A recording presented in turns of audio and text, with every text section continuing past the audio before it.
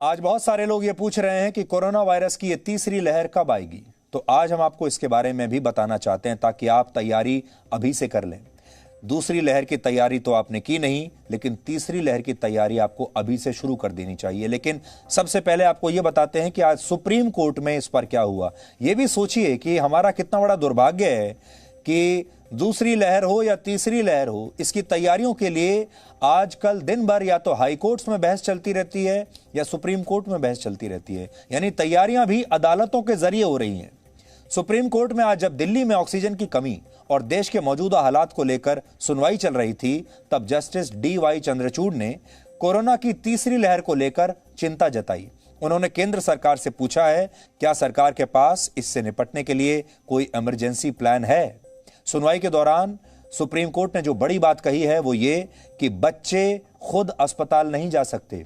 ऐसे में अगर तीसरी लहर में वायरस ने बच्चों पर हमला किया तो सरकार इस स्थिति को कैसे संभालेगी और बच्चों की जान कैसे बचाई जाएगी। यहां ये सवाल हम आपसे भी करना चाहते हैं कि तीसरी लहर, ऐसा बताया जा रहा है कि बच्चों पर बड़ा हमला करेगी और बच्चे तो खुद अस्पताल भी नहीं जा सकते, बच्चे अपना ख्याल भी नहीं रख सकते। अभी तो जो बड़े लोग जा रहे हैं, लेकिन सोचिए अगर बच्चों को अस्पताल में भेजना पड़ गया और बच्चों को आइसोलेशन में रखना पड़ गया, तब आप लोग क्या करेंगे। इसलिए बार बार हर रोज हम आपको ये बता रहे हैं कि तीसरी लहर के लिए अपने आप को मजबूती से तैयार रखिए, क्योंकि इस बार ये लहर बच्चों को नुकसान पहुंचाएगी। और कोई भी परिवार में जो बड़े लोग होते हैं वो अपने ऊपर तो बड़ी से बड़ी मुसीबत सह लेते हैं, बड़े से बड़ा दर्द सह लेते हैं, लेकिन जब बच्चों को कुछ होता है तो इससे बड़ा दर्द किसी के लिए होता नहीं कुछ।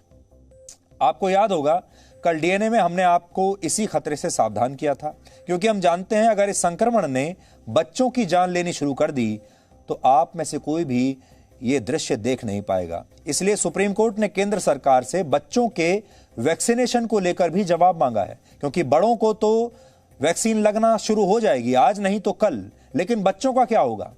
और जैसा हमने आपको कल भी बताया था कि मौजूदा परिस्थितियों में बच्चों के लिए इस समय हाल फिलहाल कोई वैक्सीन आने की उम्मीद बहुत ही कम है। अभी ज्यादातर वैक्सीन अंतिम चरण में है जो बच्चों के लिए बन रही हैं, शोध हो रहा है जिन पर। और जो एक वैक्सीन अमेरिकी कंपनी फाइजर ने बनाई भी है, उसकी भारत में एंट्री अभी काफी मुश्किल है, इसमें बहुत समय लगेगा, क्योंकि भारत में फिलहाल फाइजर की उसी वैक्सीन का इस्तेमाल शुरू नहीं हो पाया है जो 18 साल से ऊपर के लोगों के लिए बनी है। यानी अभी तो वही नहीं आई तो बच्चों वाली तो पता नहीं कब आएगी। इसलिए मोटे तौर पर अब हमें यह सोचना है कि तीसरी लहर कब आएगी, क्योंकि अगर इसके आने में अभी समय है तो संभव है वैज्ञानिकों को बच्चों की वैक्सीन के लिए कुछ समय मिल जाए बनाने के लिए। यानी संकट की इस घड़ी में भी समय ही सबसे कीमती है। आपको जितना ज्यादा समय मिलेगा तैयारी के लिए उतना ज्यादा अच्छा होगा। अब हम आपको यह बताते हैं कि तीसरी लहर के आने में हमारे देश के पास कितना समय बचा है, आपके पास कितना समय बचा है। वैज्ञानिकों की माने तो अभी इस तरह का कोई अनुमान लगाया ही नहीं जा सकता कि तीसरी लहर आएगी कब, लेकिन यहां हम दूसरे देशों की स्थिति का आकलन करके तीसरी लहर के लिए कुछ तैयारी जरूर शुरू कर सकते हैं। दूसरे देशों से क्या सीख सकते हैं ये देखिए। जैसे अमेरिका में कोरोना वायरस की दूसरी और तीसरी लहर में सिर्फ 2.5 महीने का अंतर था। बड़ी बात यह है कि वहां दूसरी लहर से ज्यादा मौतें तीसरी लहर में हुई थी। यानी दूसरी लहर में लोग कम मरे थे, सबसे ज्यादा लोग तीसरी लहर में मरे। सबसे खतरनाक भी तीसरी लहर थी और यह तीसरी लहर लगभग 1.5 महीने तक चली थी। यानी अगर भारत में इस वायरस ने अमेरिका जैसा ही व्यवहार किया तो मुमकिन है कि अगले 2.5 महीने में भारत में भी कोरोना की तीसरी लहर आ जाए। और यह भी संभव है कि दूसरी और तीसरी लहर में ज्यादा दिनों का अंतर ना हो, यानी आपको पता ही नहीं चलेगा कि दूसरी लहर कब समाप्त हुई और तीसरी कब शुरू हो गई। इस पूरी बात को इस चित्र से समझिए। अमेरिका में कोरोना वायरस की दूसरी लहर 45 दिनों में ही समाप्त हो गई थी और वहां मामले कम होने लगे थे, जबकि भारत में इस महामारी की दूसरी लहर को अब 60 दिन से भी ज्यादा हो चुके हैं। लेकिन वैज्ञानिकों के मुताबिक इस लहर का पीक अब तक नहीं आया है। अब भी हम इंतजार कर रहे हैं कि इस लहर का पीक कब आएगा। अब यहां 2 बातें समझने वाली हैं। पहली बात यह कि संभव है जब दूसरी लहर का पीक आएगा तो उस पीक के साथ ही तीसरी लहर भी तुरंत शुरू हो जाए।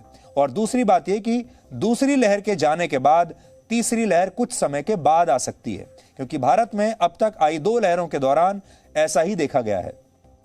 भारत में कोरोना की पहली और दूसरी लहर में लगभग 6 महीने का अंतर था।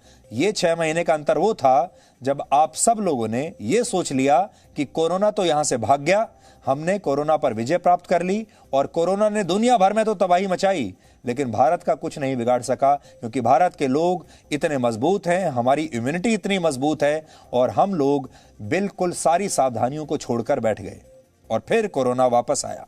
आज बहुत सारे लोग ये सवाल पूछ रहे हैं कि वायरस की तीसरी लहर दूसरी लहर से कैसे अलग हो सकती है। इसे समझने के लिए आपको पहले यह जानना होगा कि वायरस इंसानों की तरह नहीं होता। वायरस अपना व्यवहार लगातार बदलता रहता है, जबकि अधिकतर इंसान अपनी पूरी जिंदगी के बाद भी अपना व्यवहार बदल नहीं पाते। ये बड़ा अंतर आप समझिए। वायरस लगातार अपना व्यवहार बदलता है और हम इंसान जीवन भर अपने व्यवहार को बदलने के लिए संघर्ष करते रहते हैं, फिर भी बदल नहीं पाते। कितने लोग तो कितने सारे मेडिटेशन करते हैं, कितने सारी क्लासेस अटेंड करते हैं, कितने सारे धर्म गुरुओं के पास जाते हैं और न जाने क्या क्या करते हैं कि हम अपना व्यवहार बदल सकें, लेकिन फिर भी बदल नहीं पाते। जैसे एक बार बन गए जीवन भर वैसे ही बने रहते हैं। अगर लापरवाह बन गए तो जीवन भर लापरवाह ही रहते हैं। वायरस हर लहर में अलग व्यवहार करता है, अलग बर्ताव करता है। जैसे पहली लहर में यह हमारी इम्यूनिटी से लड़ रहा था, लोग आसानी से ठीक हो रहे थे। दूसरी लहर में अभी ये जो इम्यूनिटी है हमारी, उसको बहुत आसानी से हरा पा रहा है। पहली लहर में इतनी आसानी से हमारी इम्यूनिटी को भेद नहीं पा रहा था और तीसरी लहर में इसका यह व्यवहार भी बदल जाएगा। और एक स्टडी ये कहती है कि तीसरी लहर में बहुत सारे वेरिएंट्स होंगे और हर वेरिएंट इंसानों पर एक अलग तरह से हमला करेगा। यानी किस इंसान पर कौन सा वेरिएंट हमला करेगा यह कोई नहीं जानता और हर हमला अलग होगा। सरल शब्दों में कहें तो ऐसा अनुमान है कि तीसरी लहर में मरीजों को अलग अलग लक्षण होंगे और वायरस और भी ज्यादा खतरनाक हो जाएगा। हालांकि यह अभी सिर्फ आकलन है, ऐसा होगा ही ये जरूरी नहीं है, क्योंकि दुर्भाग्यवश कोरोना वायरस को लेकर पुराना कोई शोध हमारे पास है नहीं। हमारे जो वैज्ञानिक हैं, डॉक्टर हैं, वो भी लगातार दिन पर दिन हर रोज नए शोध कर रहे हैं और वो भी अभी सीख ही रहे हैं इस वायरस के बारे में। दुर्भाग्य ये है कि जब तक वो इसके बारे में कुछ सीखते हैं तब तक ये अपना रूप बदल लेता है। लेकिन जो जरूरी बात है वो ये कि अभी आपको एक नहीं डबल 2 मास्क लगाकर रखना है। एक मास्क से अब काम नहीं चलेगा। इसलिए आप ऐसा समझ लीजिए, क्योंकि आपने लापरवाही की इसलिए आपकी पनिशमेंट, आपकी सजा भी डबल हो गई। पहले आपको 1 मास्क लगाना पड़ता था, अब आपको 2 मास्क लगाने पड़ेंगे। और जिन देशों ने लापरवाही नहीं की, जिन देशों के लोगों ने अनुशासन का पालन किया, उनकी सजा माफ हो गई। अब उन्हें 1 मास्क लगाने की भी जरूरत नहीं है, जैसा कि इजराइल में हो रहा है। Presenting B News app, available on Google Play and App Store. Download it now.